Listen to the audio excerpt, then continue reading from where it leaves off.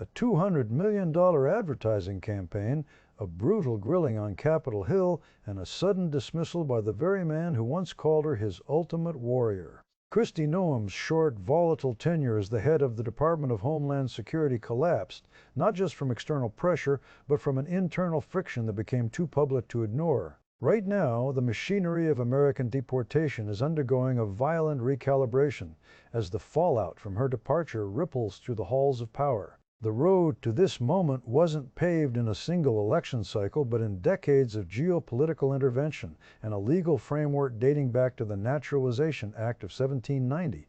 To understand the current crisis, we have to look at the Northern Triangle: Guatemala, El Salvador, and Honduras. These conflicts, funded by billions, didn't just topple regimes, they created a vacuum of power that eventually birthed the very gangs, like MS-13, that modern enforcement now cites as the primary threat. Historically, the U.S. border was a porous boundary of labor, but as the 20th century closed, it transformed into a theater of militarization. The shift from a right to stay to a culture of deterrence was solidified during the 2018 era of family separations, which critics labeled a violation of international law and a symptom of deep-seated historical amnesia. This transition saw the rise of a new kind of political archetype, the border state firebrand who viewed enforcement as the ultimate metric of loyalty. Kristi Noem emerged from this environment not as a border state governor, but as a prairie populist from South Dakota who saw the political use of the Rio Grande. By deploying her state's National Guard to the border in 2021 and authoring a memoir titled No Going Back, she positioned herself as the ideological architect for a second-term enforcement surge. She wasn't just managing a department, she was branding a movement, a strategy that eventually collided with the pragmatic realities of federal governance. This history is marked by a recurring cycle of blowback, where foreign policy decisions of the past, such as the privatization of El Salvador's water or the destabilization of Nicaragua, result in the very migration flows the U.S. spends billions to repress. Noem's rise and fall are merely the latest chapters in a century-long struggle to define the American perimeter, where the human cost of intervention is often ignored until it arrives at the gate. Under Noem's brief watch, the Department of Homeland Security operated with an aggressive, media-first philosophy where enforcement was as much about the message as it was about the mission. The engine of this operation was fueled by massive mega-detention center plans and a controversial pivot toward deporting non-citizen U.S. service members and veterans.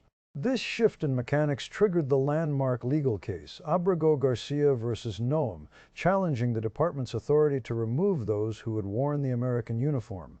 By leveraging ICE and CBP sources into a $200 million brand awareness campaign, the department essentially sought to use the border as a stage for political deterrence, often bypassing traditional diplomatic channels in favor of raw executive action. This strategy created a profound schism within the American political landscape. Proponents of Noem's hardline approach argued that the only way to break the cycle of migration was through total visibility and uncompromising enforcement, viewing the $200 million ad campaign as a necessary psychological tool to discourage illegal crossing. They maintained that national sovereignty is a binary reality: either the border is secure or the state does not exist, and that the ends of stability justify the draconian means of the DHS machine. Opposing this are those who see Noem's tactics as a dangerous hybridization of policy and theater that ignores the root causes of displacement.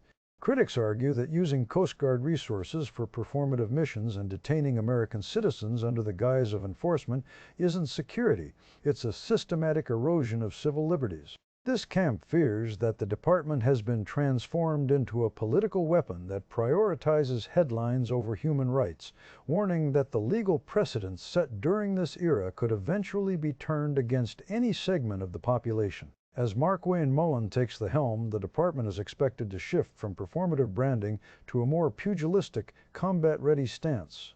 The impending legal fallout from Noem's policies, particularly regarding the deportation of veterans, is headed toward a Supreme Court that will soon have to decide if the DHS is a law unto itself.